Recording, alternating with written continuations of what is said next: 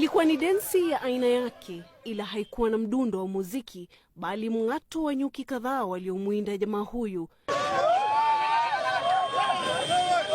Kisa na maana, jamaa akakuja ikawa kwamba akajifanya yeye anahitaji gari za kuhaya premium ama axio.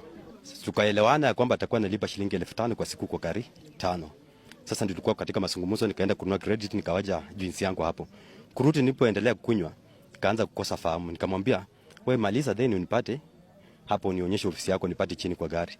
Kisanga kilichomwacha taabani akiwa hana gari lake tena na akiwa amekosa imani kwa polisi. Kienda kwa polisi wanafuata lakini sipatikani. Nikafikiria waje tu nikuje kwa mkanga.